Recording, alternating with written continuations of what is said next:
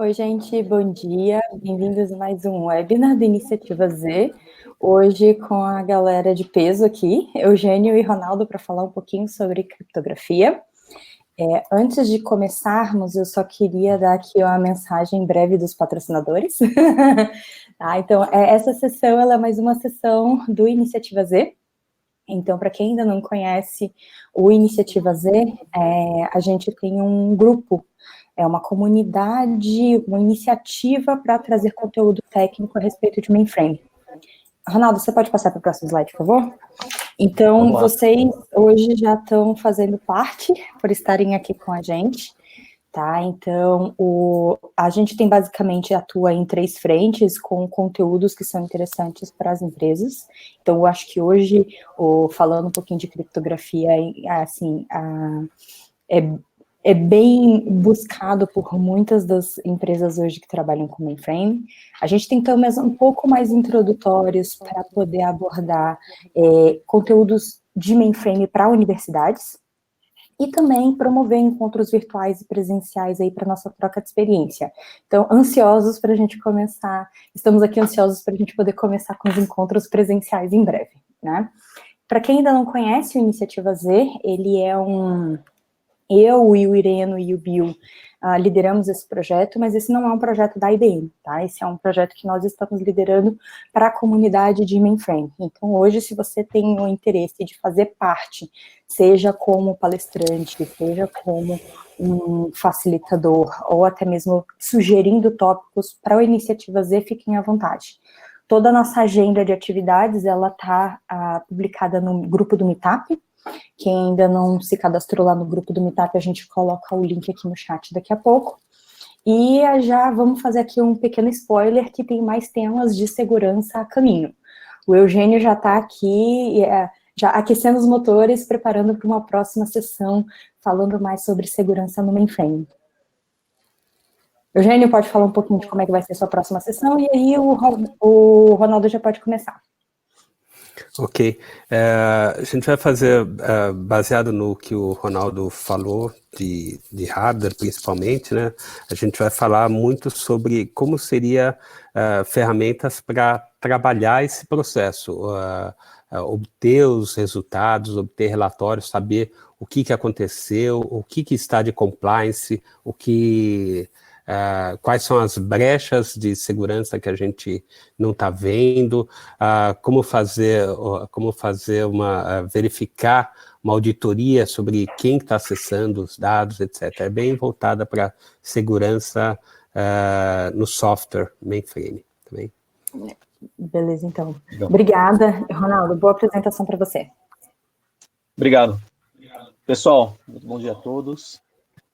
Obrigado pela oportunidade, Ludmila, de fazer a apresentação dessa sessão hoje aqui no Iniciativa Z. Bom, hoje o objetivo aqui é explorar criptografia no mainframe, ou seja, a gente mostrar aí um pouquinho das tecnologias que existem hoje na plataforma Z para explorar a criptografia. Então, a gente vai passar aqui por essa agenda aqui que vocês estão vendo. A primeira delas, básico sobre criptografia, né? Então, o que é a criptografia, por que a gente deve usar a criptografia hoje, quais os benefícios, etc. E depois a gente vai abordar, tirar vamos dizer assim, tirar um raio-x de como a criptografia hoje no hardware mainframe funciona. Então a gente vai mostrar lá quais são os recursos dedicados para a criptografia que existe na arquitetura de hardware do mainframe. E depois nós vamos apresentar algumas particularidades do sistema operacional ZOS na hora de fazer criptografia. Então existe 2 componentes aí que são os pilares da criptografia no ZOS, que é o ICSF e o PKE. Eu vou explicar o que é e como funciona. Vamos ter também aqui alguns casos de uso para ZOS, né? Então, assim, nós temos diversos casos de uso aqui para criptografia no ZOS, mas a gente escolheu aqui, digamos, os mais quentes para apresentar para vocês, que é o Dataset Encryption, ou encriptação de arquivos, ou de datasets, como vocês têm que entender, e sobre EKMF também, tá? Aí eu vou explicar o que é. Tem um tema muito quente também, agora, de criptografia e proteção de dados, que é o Data Privacy Passports. Então, esse é um outro caso bem interessante. A gente vai abordar um pouquinho como funciona. E também, não é só o ZOS que é capaz de explorar a criptografia no mainframe, né? Acho que todos vocês já sabem, mas versões Linux comuns no mercado, como Red Hat, SUSE e Ubuntu, também rodam na plataforma, e elas têm a vantagem de também explorar a criptografia do hardware do ambiente da plataforma BMZ, do mainframe, né? Então, existem alguns casos bem interessantes aqui, como, por exemplo, Java, encriptação de file system, e existe um novo também produto aqui, uma nova característica que chama Hyperprotect Services, ok? Então eu vou abordar tudo isso daí para nós explorarmos as opções que temos de criptografia no mainframe. Indo aqui, né? Por que criptografia? Vários motivos, né? Então, criptografia hoje está sendo aí mandatório para proteção de dados na empresa, ou seja, para você proteger uma informação que não deve ser acessada aí por um outro usuário ou até mesmo malfeitor que não tenha devido acesso aos dados, né? E também, se esses dados forem violados, copiados para outro lugar, eles ficarem inelegíveis caso quem fez a cópia dos dados não tenha o direito de ler essas informações. Eu vou explicar mais ou menos como funciona esse mecanismo. No Brasil, nós temos aqui o tema mais quente de segurança até o momento, que é a LGPD, né, que é a Lei Geral de Proteção de Dados Pessoais. Então, ela foi sancionada aí em 14 de agosto de 2018, e as empresas, desde então, têm corrido aí para se adaptar à LGPD, e ela entra agora em vigor em maio de 2021. Então, é esse o prazo que temos para a LGPD. E, afinal, o que é a LGPD? Né? O que ela protege, de fato? Ela protege dados pessoais. Então, qualquer cadastro, qualquer, vamos dizer, ficha, informações que qualquer empresa retenha, e essas informações são sensíveis, ou seja, são identificações pessoais, como nome, endereço, localização, etc., de qualquer cidadão brasileiro, isso entra sob a lei da LGPD. Tá?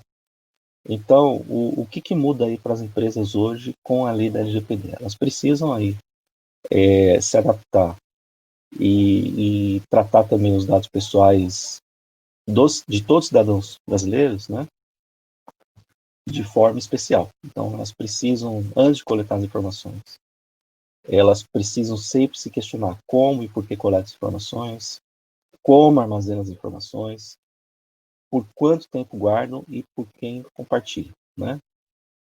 Então, assim, existe uma série de disciplinas aí de LGPD que varia de governança, de proteção de informações, etc., né? Então, tem uma série de disciplinas aí que são aplicáveis.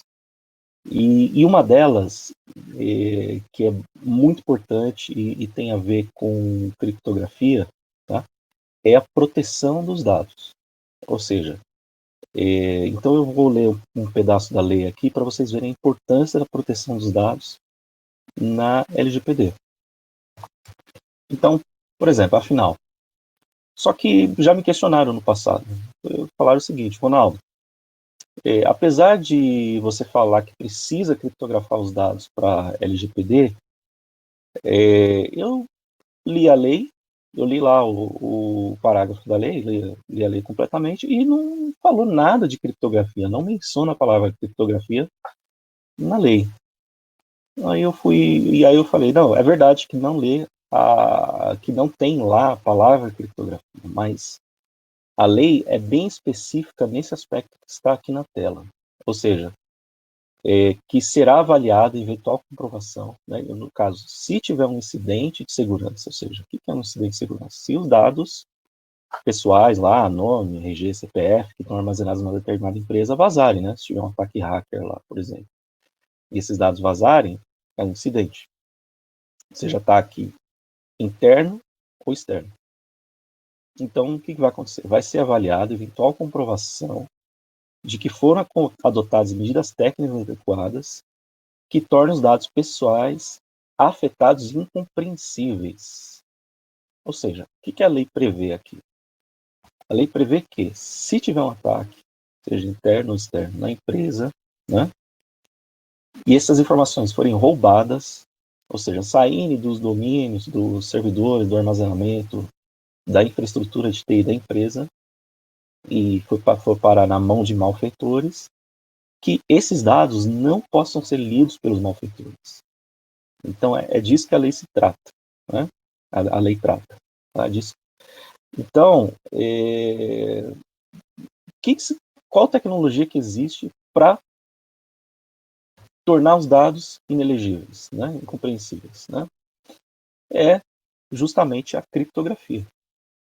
Ou seja, se o malfeitor fizer a cópia desses dados, conseguir extrair essas informações, né, para fora dos domínios, por exemplo, do mainframe, ou até de qualquer outra plataforma de tecnologia, e tentar ler as informações, eles têm que estar inelegíveis, né? Ou seja, se eles estiverem criptografados, eles estarão inelegíveis para quem extrair essas informações, para os malfeitores que extraem essas informações. E tornar dados incompreensíveis, né? Como significa criptografar dessa forma aqui. Então, por exemplo, nós temos aqui dados em claro, e aí nós combinamos, basicamente para fazer a criptografia, uma chave de criptografia. Então, combinamos dados em claro, um algoritmo de criptografia e uma chave de criptografia. Tá? Então, nós combinamos aí esses três componentes. Então, o que nós temos quando combinamos esses três componentes? Nós temos aqui os dados criptografados. Observem aqui que tem um ponto muito importante aqui, né? Por quê? A chave de criptografia, nesse caso aqui, ela serve para criptografar e também decifrar ou descriptografar os dados, os mesmos dados, né? Ou seja, se os dados criptografados forem roubados junto com a chave de criptografia, o malfeitor vai conseguir ler essas informações, né? Se ele conseguir roubar só os dados criptografados, não vai conseguir. Então, observem que a chave de criptografia é um componente crítico da solução e ela tem que ter uma proteção mais do que especial para não parar na mão dos malfeitores. E é aí que entra o hardware de criptografia do IBM Z, que ele tem métodos especiais para proteção dessa chave, tá? Que eu vou explicar mais tarde. E aqui eu coloquei alguns exemplos de algoritmos de criptografia. Então, nós temos aqui, se vocês ouviram falar da sopa de letrinhas aqui, 10, triple 10, AES, etc. Tudo isso são algoritmos de criptografia, tá? E geralmente o número que está na frente é o tamanho da chave. Então, geralmente é em bits, tá? Então, a chave mais famosa que tem hoje aí do mercado, o pessoal está usando muito, é a tal da AES-256. E também da RSA 2048 e 4096 está sendo bem usado também. Então, provavelmente quando vocês ouvirem falar de algoritmo, vocês vão ver alguma nomenclatura dessas que está aqui na tela. Bom, explicada aí a importância da criptografia, existe também um ponto muito interessante da criptografia, que a criptografia ela trabalha em camadas, né? Ou seja, o que é a camada? A camada é nada mais nada menos do que o escopo de atuação da proteção da informação via criptografia. Então, por exemplo, nós vemos aqui na base da pirâmide que nós temos a criptografia completa de disco e fita, né? Por exemplo, então, nós temos dispositivos de mercado, inclusive da IBM, né? Todos os dispositivos de mainframe da IBM, como storage da série DS8000 e também as tapes IBM, suportam criptografia nativa no nível do disco e no nível da fita. Aí você vai falar para mim, né, Ronaldo, legal, eu consegui proteger os dados, encriptar os discos e a fita, por que então eu preciso de criptografia em outras camadas? A resposta é, dependendo do tipo de ataque, né, que acontecer, você consegue ver as informações em claro mesmo com essa criptografia. Por quê?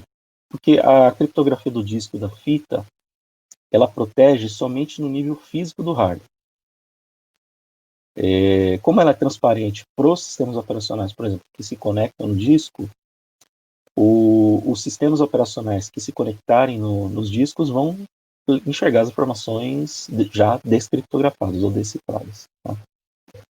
Então é isso que acontece. Então o disco e fita protegeria, por exemplo, se alguém pegar lá o disco do HD, né, ou o disco flash lá do storage, e tentar abrir as informações em outro lugar. Né? Ou a fita, se ela for aí interceptada, aí, a mídia física foi interceptada e for lida em outro lugar. Então, essa proteção teria. Porém, ataques via sistema operacional, por exemplo, ou via software, já não teria essa proteção. Então, é por isso que é importante as outras camadas, ou seja, é importante também complementar a criptografia da base aqui com a criptografia de arquivo ou que a gente chama de dataset. Né? Cada sistema operacional tem uma nomenclatura. No Linux é mais arquivo, no ZOS é mais dataset. Né? Então, existe também tecnologia também na plataforma que eu vou explicar para proteger no nível de file system. Existe na plataforma tecnologia para proteger no nível do banco de dados também. Tá? E, por fim, no topo da pirâmide, existe também tecnologia aqui para proteger no nível da aplicação. Então, eu tenho esses 3 níveis aí a mais de proteção, e dependendo do nível de privacidade, nível de proteção, eu preciso usar todos esses níveis aqui para, de fato, proteger os meus dados. Falando um pouquinho de hardware de criptografia, essa aqui é a máquina nova, né, IBM Z15, e, na verdade, quando se fala de criptografia no mainframe, não existe só um tipo de hardware de criptografia. Na verdade, existem 2 tipos. Né? Então, como eu disse para vocês antes, a plataforma mainframe ela tem tanto um hardware, ela tem basicamente um hardware para acelerar o processo de criptografia, ou seja, para que no dia a dia as transações que correm no mainframe não sofrerem atraso no tempo de resposta. E ela também tem um hardware para armazenar a chave de criptografia de forma segura, ou seja, para que, se um dado por acaso for vazado para outro lugar, que o malfeitor não consiga extrair a chave para nenhum outro lugar. A chave que encriptou as informações e que é necessária para decifrar também as informações. Tá? Então, nós temos aqui o hardware acelerador de criptografia, que é o CPAC-F. Né? O CPAC-F, basicamente, o que ele é? Ele é uma unidade de instrução de processador, que ela fica embutida em cada processador lá do Z. Ou seja, tanto faz ser processador para o sistema operacional ZOS, para o Linux, e por aí vai. Então, todos os sistemas operacionais eles têm acesso a esse acelerador de processamento de criptografia chamado CPAC-F. E nós temos também aqui, dentro da gaveta PCI, tá? Ou seja, dentro da gaveta de I/O, né? Nós temos uma placa especial chamada CryptoExpress. Que eu vou entrar um pouco mais em detalhes aqui, mas basicamente a função principal da CryptoExpress é armazenar a chave de forma segura. Bom, indo aqui para o CPAC-F, esse é o coprocessador, tendo aí, vamos dizer, naquilo que eu falei no começo de raio-x, né? Esse aqui é o raio-x de um processador da tecnologia, por exemplo, C14. Tá? E aqui nós temos aqui os cores, né? Ou seja, os processadores aí da máquina.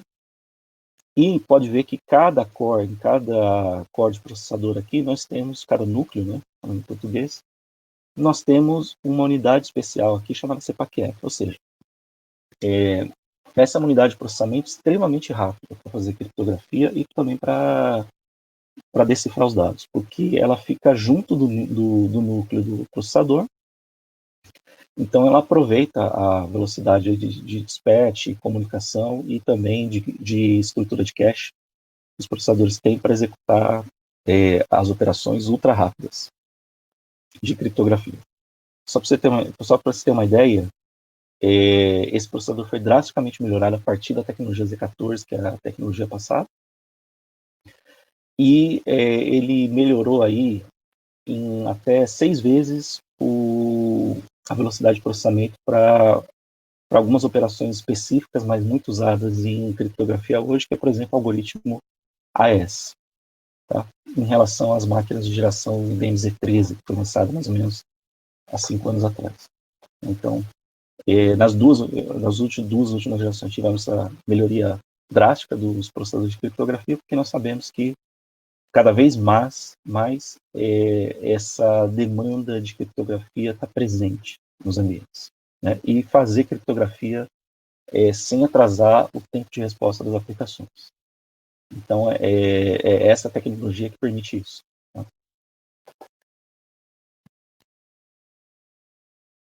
Bom, indo aqui para o outro hardware de criptografia que temos, que a gente chama de CryptoExpress, mas ele também poderia ser chamado também, no mundo aí de segurança e criptografia de TI, de Host Secure Model. Host Secure Model, para quem não conhece, é um modelo aí de hardware, né, um modelo de arquitetura de solução, em que ele é um repositório de chaves de criptografia, um repositório ultra seguro para fazer o armazenamento das chaves. E esse hardware de criptografia CryptoExpress, ele tem lá uma memória interna para fazer o armazenamento das chaves principais, que a gente chama de Master Key. Então, essa que é a tecnologia principal da CryptoExpress, fazer armazenamento seguro das chaves, e ela é desenhada para ter esse compliance FIPS 142 nível 4, que é um compliance usado, formatado lá nos Estados Unidos, né, pelo NIST, tá? que é equivalente ao CP Brasil aqui no Brasil, né?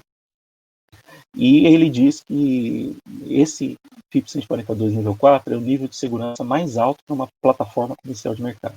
Ou seja, hoje nós temos o IBM-Z como nível das plataformas comerciais de servidores de mercado, como o nível mais seguro para fazer armazenamento de chaves de criptografia. Então, é essa placa aqui. E é possível ter aí 3 modos de funcionamento, né? O primeiro deles com um acelerador, para acelerar operações com chave RSA. Podemos trabalhar com o coprocessador, que é o modo onde você armazena a chave de criptografia de fato lá dentro, para fazer operações seguras. E nós temos o modo EP11, que ele funciona de forma semelhante. A diferença do modo CCA para o modo EP11 é que o CCA é um padrão de programação APIs da IBM, e o modo EP11 é um modo conhecido de mercado chamado PKCS11. Tá? Então, aplicações hoje que estejam hoje codificadas para padrão de mercado PKCS11 pode explorar esse modo EP11 e pode explorar a CryptoExpress como se fosse um HSM, um Secure Model. Bom, CryptoExpress Domains, tá? Como é que funciona basicamente? Nós temos aqui, então, fazendo aquela analogia do raio-x, nós temos aqui, então, placas de criptografia, né? Cartões de criptografia, eu vou chamar de CryptoExpress. E nós temos aqui em cima o que a gente chama de LPARS. LPARS é o que a gente chama nos OS, no Z, para quem conhece, como partição lógica. Mas para quem trabalha com plataforma distribuída, pode-se fazer analogia com máquina virtual, sim, tá? Então, como se fossem máquinas virtuais. E toda essa tela aqui é como se fosse uma caixa, um servidor físico único, mainframe. Então, eu posso ter até 16 placas, por exemplo, aqui eu tenho 2. E se eu quiser criar master keys, tá? Chaves de criptografia segregadas por partição, por exemplo, como está aqui na LPAR 3, né? Que somente esse set de chaves está acessível para a LPAR 3, eu posso fazer isso. Então, eu consigo garantir um isolamento entre as chaves que uma partição ou máquina virtual possa enxergar, utilizando uma facilidade aí do CryptoExpress, que eu chamo de domain. Então, o domain nada mais nada menos que ele ele tem a capacidade de isolar as chaves de criptografia que estão designadas para diversos ambientes, entre um ambiente e outro. Tá? E eu armazeno dentro da placa o que eu chamo de Master Key. O que é a Master Key? Né? A Master Key, nada mais nada menos, é a chave que encripta todas as outras chaves do sistema. Então, quando você tem uma infraestrutura de criptografia segura, geralmente o que você tem? Você tem uma chave mestra, que ela não fica armazenada em disco, ela fica armazenada aí dentro da placa de criptografia CryptoExpress, né, dentro da memória da placa, e ela não pode ser nunca extraída de lá. Ou seja, uma vez inserida ali, ela nunca mais pode ser extraída segundo as normas do FIPS 142, nível 4. E aí nós temos aqui as outras chaves de criptografia que são usadas no dia a dia para encriptar certas informações, etc. Essas outras chaves do dia a dia, elas ficam armazenadas no que a gente chama de Key Store, que esse sim estão em disco no File System. Qual que é o diferencial, então? Essas chaves aqui, todas elas estão protegidas pela Master Key. Ou seja, se alguém, por exemplo, roubar os seus arquivos de disco para outro lugar, outro ambiente, o que vai acontecer? Né? Ele não vai conseguir ler as chaves. O malfeitor não vai conseguir ler essas chaves. Porque ele vai precisar da Master Key, que está na CryptoExpress, e a Master Key que está na CryptoExpress está somente na placa. Então, com isso eu garanto que eu protejo todas as chaves do meu sistema, no caso EOS ou Linux, utilizando essa arquitetura. Aqui nós temos algumas diferenças de chave segura, protegida em claro. Né? Então, existem 3 métodos para eu trabalhar, utilizando as duas combinações de hardware, que é o CPAC-F e o CryptoExpress. O ClearKey aqui no caso, como é que ele funciona? Ele é o tipo de operação de criptografia mais rápido que existe na plataforma DMZ. Porém, também ele é o menos seguro. Por quê? Porque ele não utiliza nenhuma chave protegida em placa do hardware. Então, aqui, se eu tenho uma necessidade de fazer uma operação de criptografia em altíssima velocidade, eu posso usar ClearKey. O Secure Key é justamente o contrário. O Secure Key ele é para operações altamente críticas que eu preciso de segurança e preciso usar aquela Master Key. Porém, como a placa ele é realizado somente dentro da placa CryptoExpress, e essa placa CryptoExpress fica dentro aí de um slot PCI, né, um slot I/O, é a operação mais lenta que existe dentro do mundo mainframe. Não vou falar que é lenta de fato, mas se eu comparar com a ClearKey, ela é lenta. E existe um método hoje para se combinar um meio termo entre os dois, tá? Entre o ClearKey e o Secure Key, que é o Protect Key, tá? Que é basicamente um método em que ele combina a chave segura da CryptoExpress com a velocidade do CPAC-F. Então eu consigo realizar operações extremamente rápidas, não tão rápidas quanto somente o ClearKey, mas eu consigo realizar aí operações extremamente rápidas e seguras utilizando o método que eu chamo de Protected Key.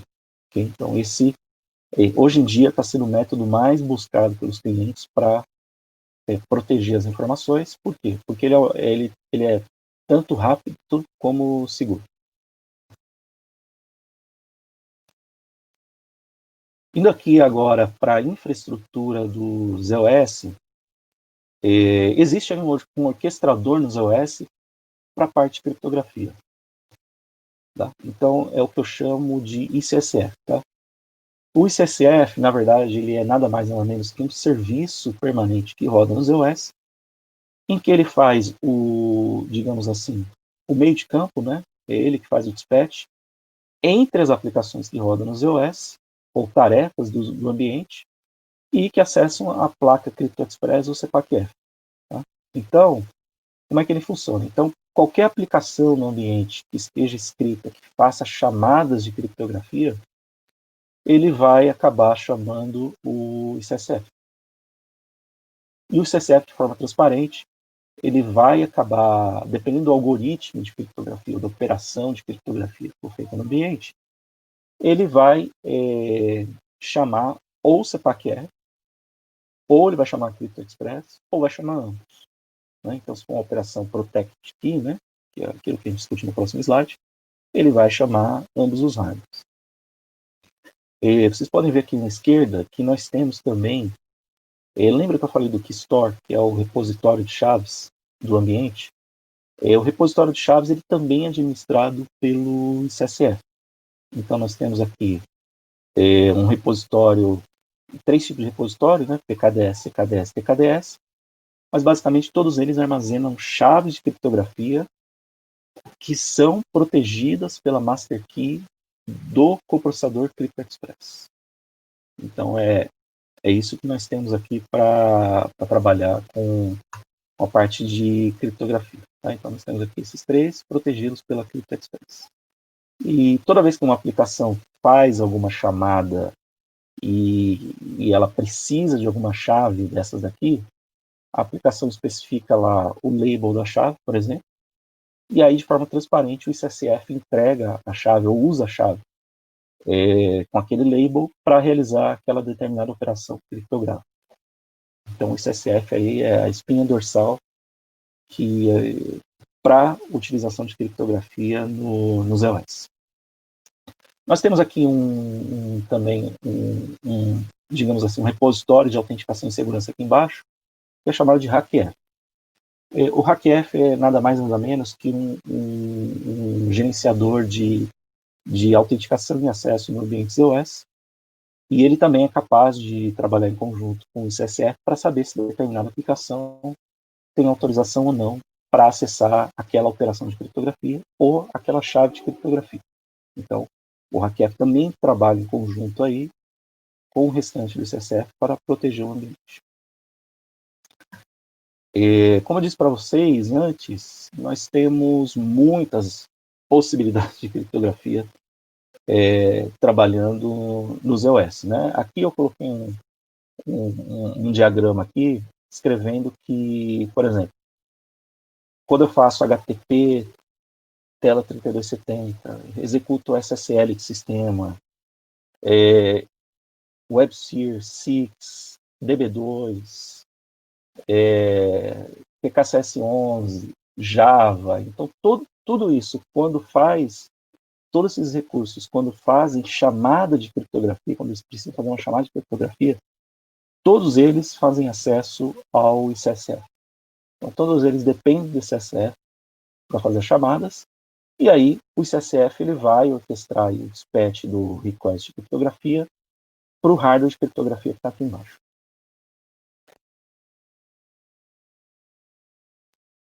Bom, nós temos também aí, como a chave de criptografia é um item crítico do sistema, né? Eu preciso, principalmente a Master Key, que é a chave mestra que encripta todas as outras chaves, eu preciso ter um componente aí no ambiente que, de fato, eu consiga fazer uma inserção segura dessas chaves no coprocessador de criptografia. Né? Que eu siga aí digamos aí,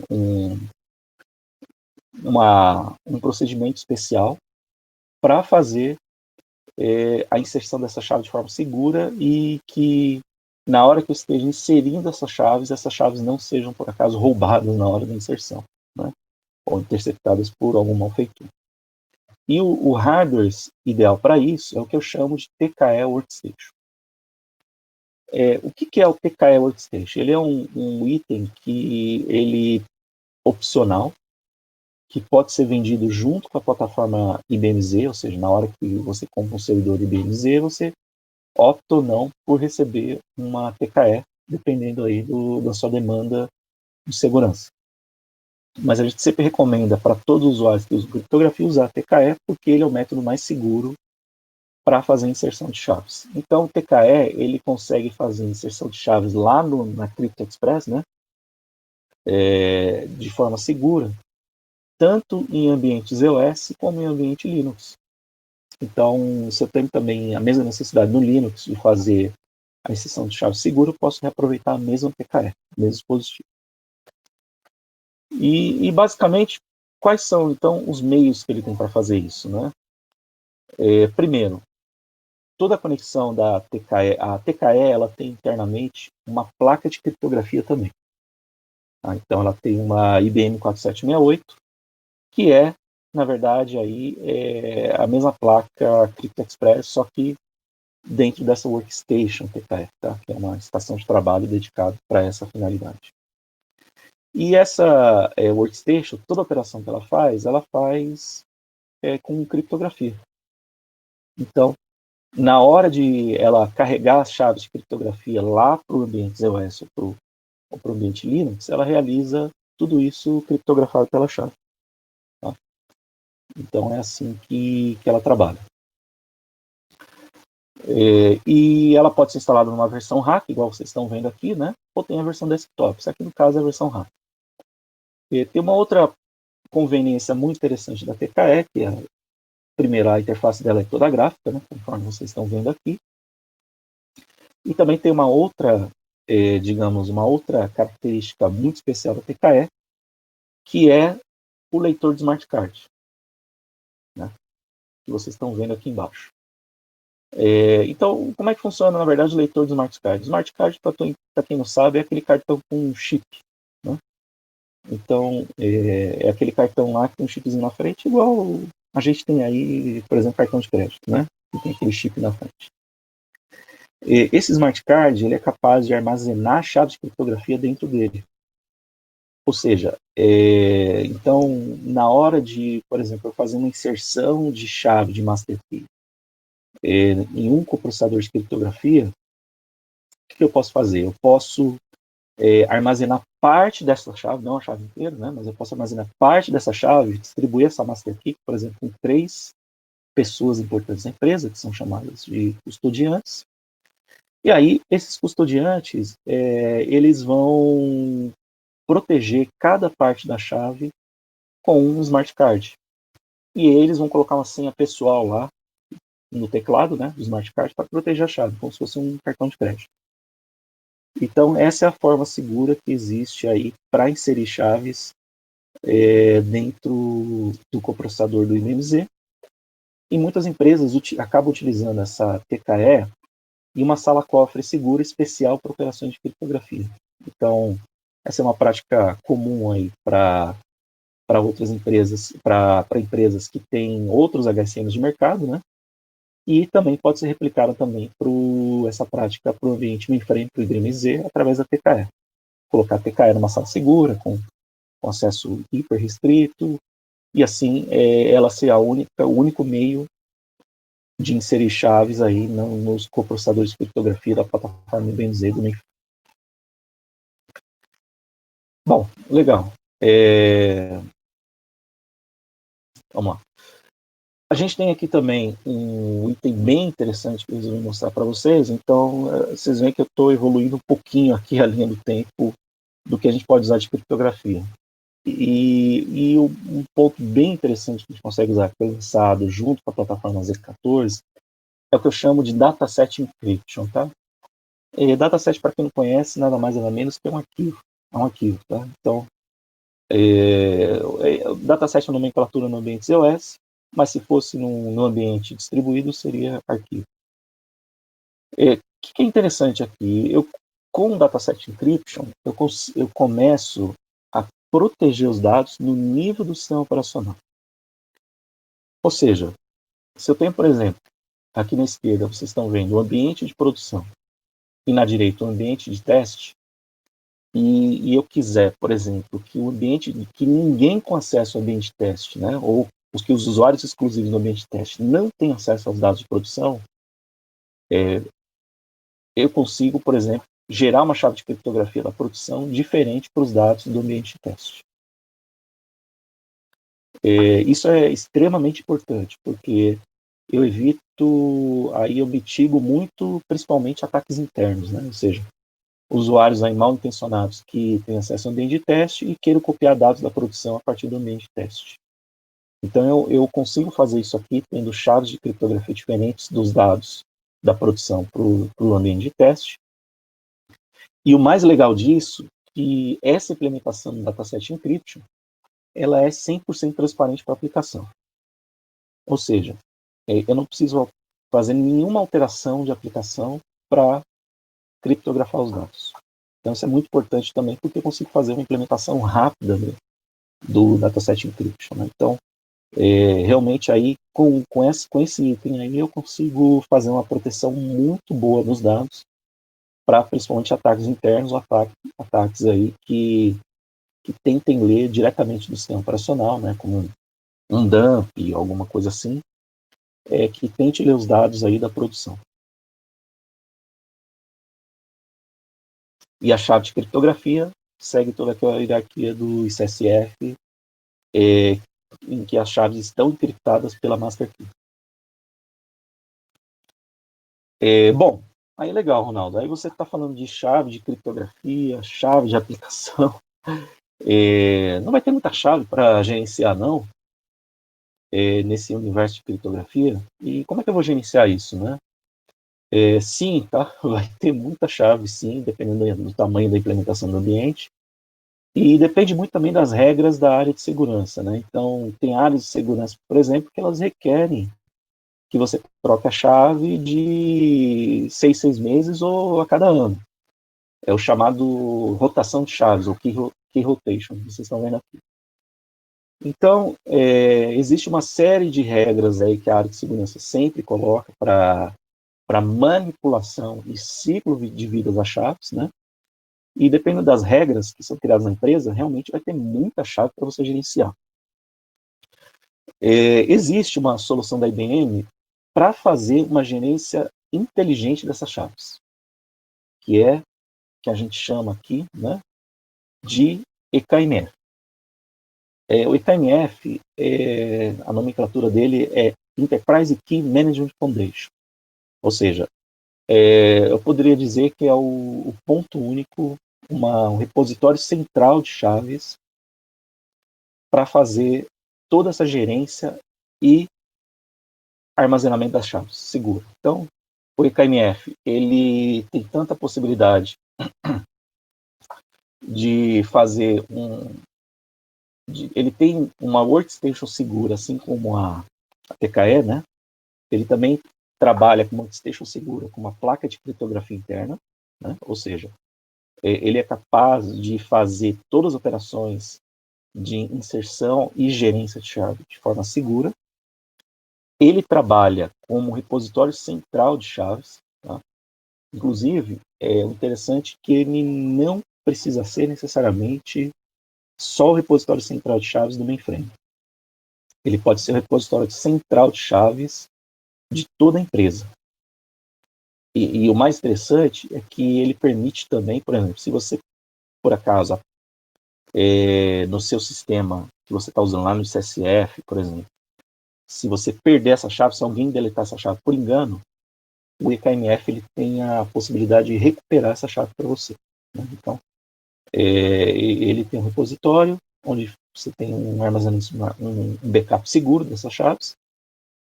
Caso você perca uma chave ou troque uma chave por engano, você tem a capacidade de recuperar essa chave. E também nós temos aí para navegação, gerência do ambiente, existe um browser do EKMF e ele serve para você gerenciar, saber qual chave vai expirar, quando que vai expirar, até mesmo gerar algumas chaves novas, né, via browser. Então, o EKMF ele permite você aí fazer essa gestão de chave unificada de uma forma muito mais intuitiva e segura, né, e inteligente. Indo aí um pouquinho de arquitetura do EKMF, como é que ele funciona basicamente, né? Ele tem lá uma workstation segura, que vocês estão vendo aqui em cima, e o EKMF ele pode funcionar dentro do ZOS, e ele faz o armazenamento de chaves dele no DB2, do ZOS, por exemplo, tá? Que é um banco de dados. Existe também um registro especial do ambiente ZOS, que chama de SMF, mas isso aqui é uma log, tá? Então aqui SMF é log, para quem não conhece o ambiente ZOS, é basicamente uma log. E essa log também consegue auditar, né? Ou seja, quem gerou a chave, quem acessou a chave, etc.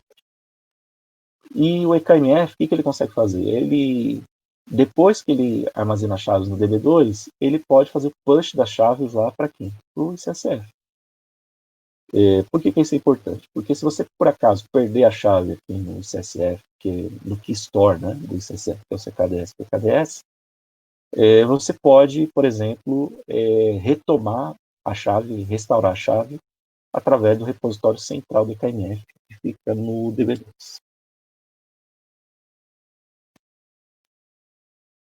Bom,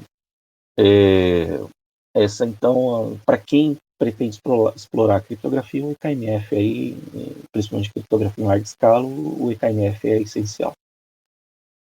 Nós temos também uma outra novidade bem interessante, indo aqui para a plataforma IBM-Z, que é o Data Privacy Passports, né? Esse, na verdade, é a principal novidade aí lançada com a última geração de hardware, que é a Z15. E que é basicamente o Data Privacy Passport. Qual que é o objetivo dele? É proteger as informações, encriptar as informações que são copiadas para outros ambientes. Por exemplo, então, informações que tem lá no mainframe, que são replicadas, por exemplo, numa cloud privada, cloud pública, terceiros, e por aí vai, a intenção do Data Privacy Passports é fazer a proteção dessas informações. Tá? E como é que ele protege isso? Basicamente, ele realiza a criptografia dentro do mainframe e as informações são copiadas para fora, criptografadas. Então, é assim que ele trabalha. Né? E uma vez criptografadas, as chaves para decifrar as informações, elas ficam armazenadas somente no DPP e não são distribuídas junto com as informações. Tá? Aí eu vou explicar um pouquinho mais nesse slide aqui. Então, o Data Privacy Passports, ele funciona lá como um serviço que roda no mainframe, que roda numa partição baseada em Linux, tá? E ele é capaz de proteger informações, por exemplo, que estão armazenadas no DB2 em VISAM ou dados sequenciais também dos EOS, né? São tipos de arquivos especiais do ambiente EOS. Ele também é capaz, tá, de proteger dados em outras plataformas também. Não necessariamente dados do mainframe. Pode ser banco de dados distribuído. A única premissa hoje para o Data Privacy Passport funcionar é que ele tem que ter conexão JDBC, ou seja, conexão SQL. E aí como é que vai funcionar? Né? Uma vez, quando você copiar as informações para fora da plataforma mainframe, elas vão ser acessadas em claro pelo serviço do DPP, né? Que chama de DPP, Data Privacy Passport, se chama Passport Controller. E esse Passport Controller, ele vai criptografar as informações dentro dele e vai gravar as informações criptografadas no banco de dados distribuído, por exemplo, como um PostgreSQL, um Oracle DB, ou até mesmo um ETL da Data Lake para quem trabalha aí com Big Data, por exemplo. E essas informações, apesar de elas estarem criptografadas, elas só vão ser acessíveis caso você acesse, faça uma query através do DPP, porque somente o DPP tem a chave de criptografia para decifrar as informações. Isso é especialmente útil não só para proteger as informações que estão em outras plataformas, como também para um dia futuro eu revogar o acesso. Por quê? O que eu posso fazer para revogar o acesso dessas informações se eu não quiser mais que nenhuma cópia das informações seja lida? Eu simplesmente vem e deleta a chave no Passport Controller, que está dentro do Z. Então, o Passport hoje, o DPP hoje é a maneira que nós temos hoje de proteger, criptografar as informações que são copiadas para fora da plataforma e usar a plataforma IBM-Z para proteger essas informações. Então, bem interessante, solução bem interessante também para proteger os dados. Bom, aí indo aqui para Linux, né? Eu falei bastante aí de ambiente tradicional, ZOS, quais são as formas sofisticadas que nós temos aí de proteger informações. Mas o Linux, como eu disse no começo, o Linux é Red Hat, SUSE e Ubuntu, né? São as 3 distribuições oficiais que nós temos aí para rodar na plataforma DMZ e também num hardware chamado Linux One, que basicamente é o hardware do DMZ, só que não roda ZOS, só roda Linux. Tá? Nós temos aí a possibilidade também de fazer essa exploração especial do hardware de criptografia da plataforma, através do Linux. Então, esse é um grande diferencial de rodar, correr Linux embaixo do DMZ ou até embaixo do Linux One. Tá? Tudo isso vale tanto para o Z como o Linux One. Nós temos aqui, por exemplo, grandes casos aí que nós temos em clientes, por exemplo, que precisam fazer criptografia na plataforma DMZ, utilizando Java.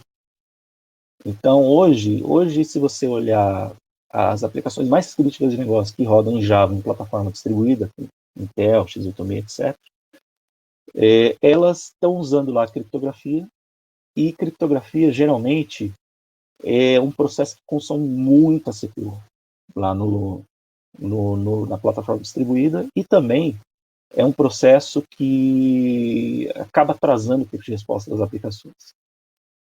Quando a gente traz isso para o mundo IBM-Z, né, no caso do Linux em Z, essas aplicações, por exemplo, da plataforma x86 podem ser portadas aqui para o Z, né, porque ela já utiliza esse padrão aqui chamado JCE, que é comum para a plataforma distribuída, e no caso aqui, elas conseguem de forma transparente, praticamente sem alterações, explorar todo aquele hardware de criptografia do IBM-Z, para tanto acelerar o processamento, como também para realizar operações seguras. Ou seja, eu consigo colocar no IBM-Z aí, essa carga aí funcionando muito melhor, por exemplo, do que em plataformas distribuídas, operando de forma muito mais rápida. Eu já vi casos aí de melhoria de 7, 8 vezes ganho, tanto de tempo de resposta como volume de processamento, a partir do momento que a gente trouxe a carga de plataforma x86 Intel para Linux em Z. A gente já fez um teste, inclusive, com Pix, né, que é um novo meio de pagamento aí do Banco Central, e funcionou muito bem nessa plataforma os testes aí, porque essa é uma operação que realmente utiliza muita criptografia com Java. Então essa seria uma ótima candidata aí para rodar nessa plataforma. Nós temos aqui também no Linux em Z um diferencial que é a criptografia do file system. Ou seja, a criptografia de file system de Linux, para falar a verdade, qualquer plataforma suporta, né? Só que o que acontece? Como é que a criptografia no Linux em plataforma distribuída funciona? Ela só funciona através de um passphrase. Ou seja, na hora que eu quero encriptar o file system, o administrador do sistema tem que digitar um passphrase para o sistema operacional entrar no ar. Né? É o chamado aí o Lux Encryption, né? Ou DMCrypt. No Z, o que eu tenho diferencial aqui que é o único da plataforma? Ao invés de usar um passphrase que pode ser facilmente lido, né, por algum malfeitor aí que tem acesso à senha, né, pode ser um administrador interno, etc. Aqui na plataforma DMZ, eu consigo, ao invés de ter um passphrase, uma senha para criptografar o file system, eu uso a chave de criptografia armazenada na CryptoExpress, no hardware seguro de criptografia. Esse é um enorme diferencial para fazer criptografia. Né?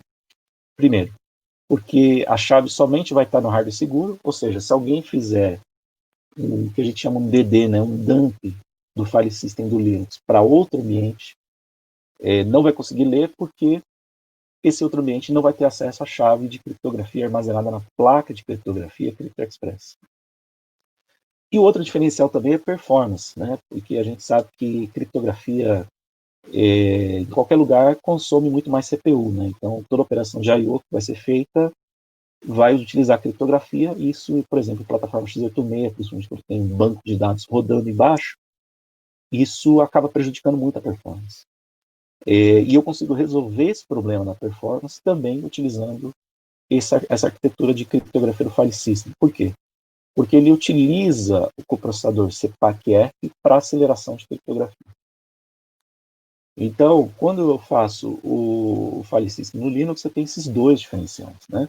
Eu tenho tanto a chave segura, para que o file system não seja copiado para nenhum outro lugar indevido, né? E eu também tenho aceleração de criptografia para o hardware, para não prejudicar a minha performance da minha transação online, ou também do banco de dados, né? Então, é um grande diferencial que a gente tem na plataforma Linux e em Linux One, que é utilizar todo o hardware de criptografia que a gente tem na plataforma para proteger e acelerar o processamento de criptografia do Linux. Bom, e falando aí das novidades, também tem uma novidade muito quente aqui também, que é o HyperProtect Virtual Servers, né? A gente lançou isso recentemente na IBM, e a gente tem duas opções para o HyperProtect Virtual Servers, tanto funcionando na cloud da IBM, né? Ou seja, funcionando aí na cloud pública, ou também agora eu também tenho a opção de rodar o HyperProtect Virtual Server, ou seja, servidores virtuais Linux, basicamente é isso, dentro de uma plataforma IBM ou Linux One. Então tem as duas opções, para quem prefere fazer na cloud, né, sempre com um servidor em casa ou no seu data center, consegue usar essa tecnologia, e para quem tem um servidor em casa, tem um mainframe em casa, também eu consigo usar essa mesma tecnologia. E tanto de um lado como do outro, mesmo na cloud IBM, ela tem um hardware lá na cloud IBM, Linux One e IBM-Z. Ou seja, é um hardware, é o mesmo hardware que eu expliquei para vocês aqui, com a placa Crypto Express, PAC-F para fazer aceleração de criptografia, etc. Tá? Qual que é o diferencial do HyperProtect Virtual Servers? Tá? Ele é, primeiro, um ambiente 100% seguro, criptografado, né? Então ele trabalha embaixo aí de uma partição lá do Linux One, do IBM-Z, totalmente criptografada, totalmente protegida pelo hardware de criptografia da plataforma, né? E o segundo diferencial é esse que eu vou mostrar aqui agora, que ele somente é acessível pelo usuário da aplicação. Ou seja, os usuários que são administradores do sistema operacional, etc., não vão conseguir acessar de forma alguma os dados da aplicação. Tá? E isso é protegido não por política, isso é protegido por tecnologia do HyperProtect Virtual Servers. Por quê? Somente o usuário, né, final, e seja na nuvem IBM ou seja dentro de casa, né, de cada cliente. Somente o usuário final, ele vai gerar uma chave pessoal, né, e ele vai inserir a chave dele dentro do HyperProtect Virtual Server para acessar o serviço. Ou seja, se ele não fornecer essa chave para mais ninguém, somente ele, ou pode ser uma aplicação, né, somente a aplicação tem a chave, somente ele ou ela vai fazer o acesso ao ambiente seguro dentro do HyperProtect Virtual Server, que é um Linux. Tá? Então, essa nova tecnologia, inclusive a tecnologia do DPP, que eu apresentei agora há pouco, Data Privacy Passports, ele usa o HyperProtect Virtual Server como fundação, tá? Para operar. Ronaldo, Oi. Aproveitando aqui já antecipando as dúvidas que a gente está com tempo curto, já que você estava falando de DPP, as informações que estão em cloud, né, em alguma cloud, seria o DPP a solução para conseguir ajudar a proteger esses dados? Sim. Então, informações hoje, por exemplo, que estejam dentro da casa dos clientes, dentro do data center do cliente, que a gente chama de on-premise, e são copiadas para a cloud, e o DPP pode sim ser usado para isso. O DPP ele vai proteger as informações que são copiadas, não importa para onde. Legal. Vamos ver aqui se a gente consegue passar rapidinho, então, pelas dúvidas.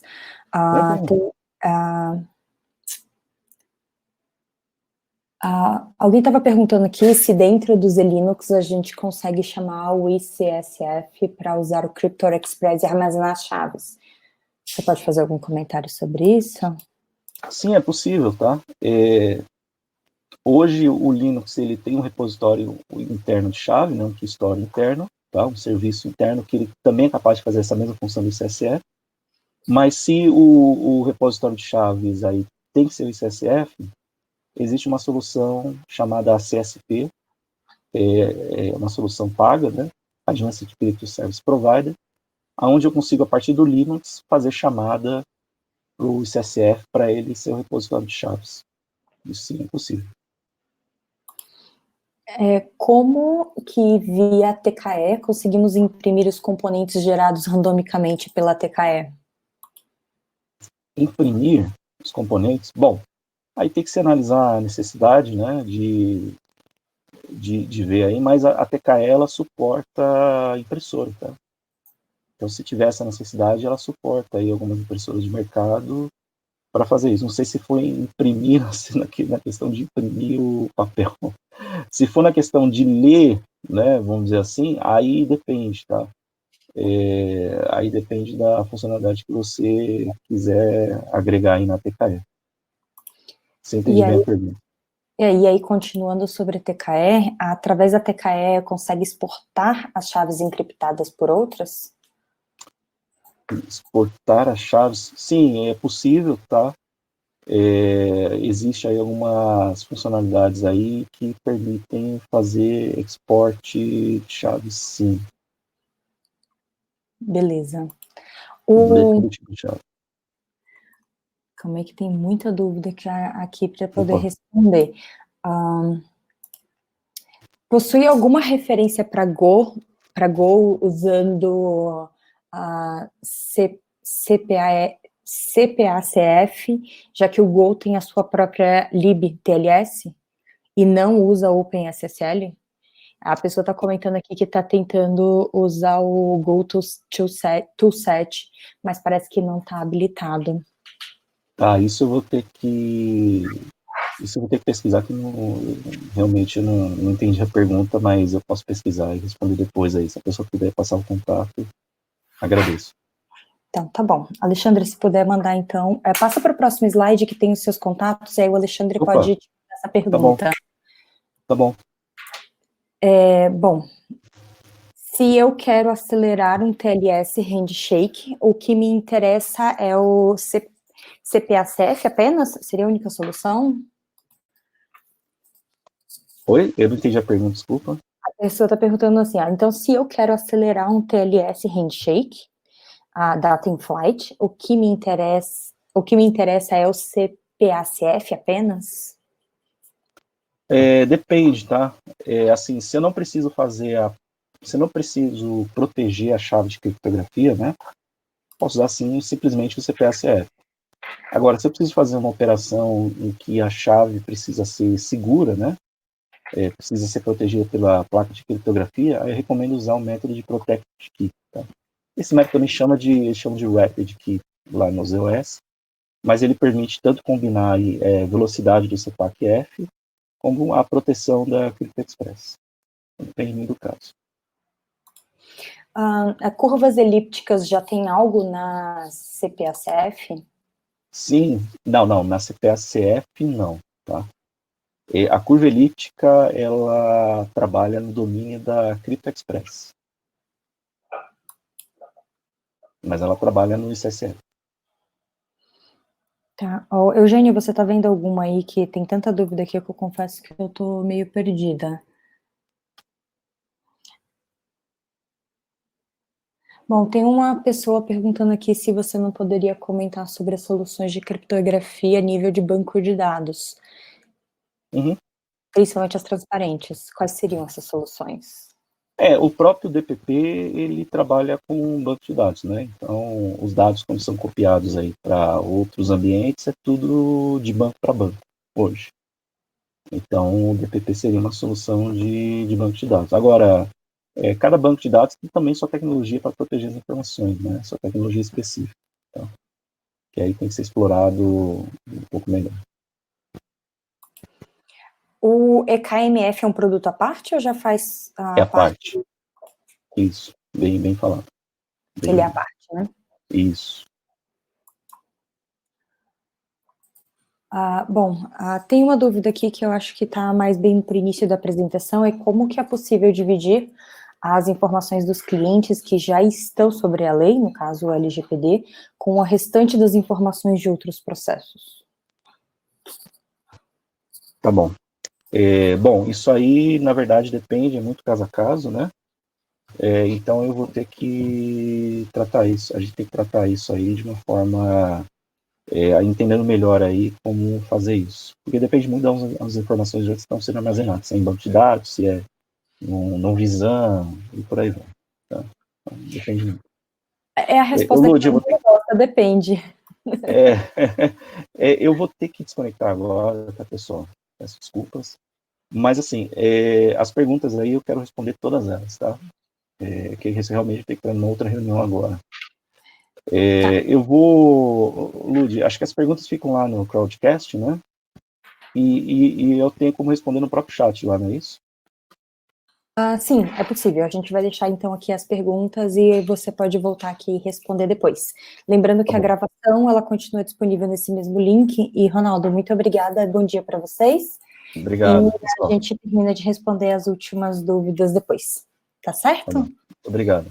Até mais. Um abraço. Tchau, tchau. Tchau.